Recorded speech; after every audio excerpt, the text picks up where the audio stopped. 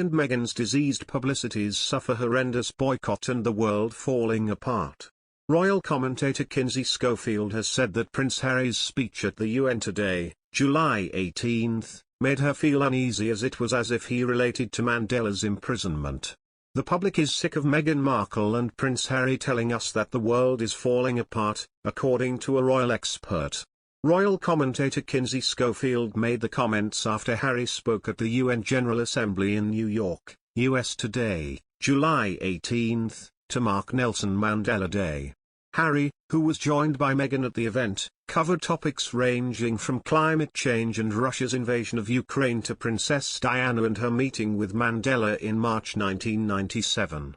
Kinsey, the American author behind Our Is for Revenge dress and host of the Today for Daily podcast, said that, although Harry appears as if he has been working with someone on his public speaking, certain aspects of his address today were uneasy.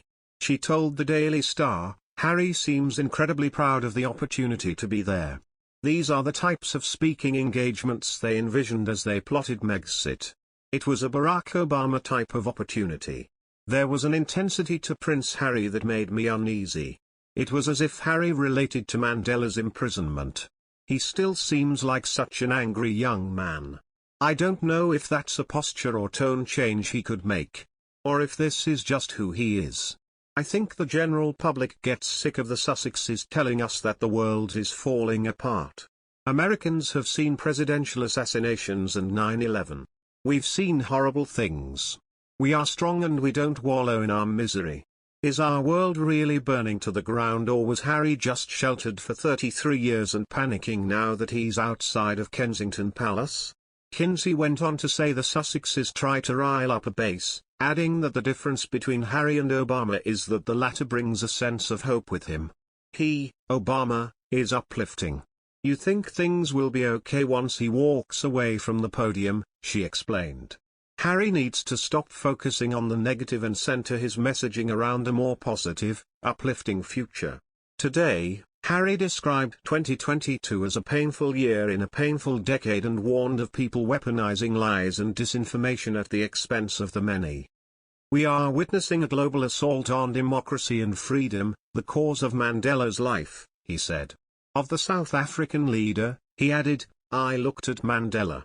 Here was a man with the weight of the world on his shoulders, asked to heal his country from the wreckage of its past and transform it for the future. A man who had endured the very worst of humanity, vicious racism and state-sponsored brutality. A man who had lost 27 years with his children and family that he would never get back." Harry chose to speak about political issues at the UN. He knew it would cause controversy. He knew it would lead to criticism. It is his right now as a private citizen to make speeches, good luck to him. But had he not been a famous prince, from the privileged House of Windsor, I doubt very much he would not have been asked to make such an address. Republican politicians were also quick to condemn the comments made by the Duke of Sussex during his keynote speech. U.S. Representative Buddy Carter said, "The U.S. is protecting the lives of unborn children. Russia is killing innocent Ukrainians. We are not the same, and comparing the two is sick and perverse. I would remind Prince Harry that spreading disinformation is incredibly damaging to the democracy and freedom he is so concerned about." Representative Lisa McLean added, "Yet again, the Duke and Duchess are sticking their nose into American politics by attacking the U.S. rule of law. I think it's time we buy them a history book on the Revolutionary War to remind them that our government stopped caring about the royals' opinion back in 1776.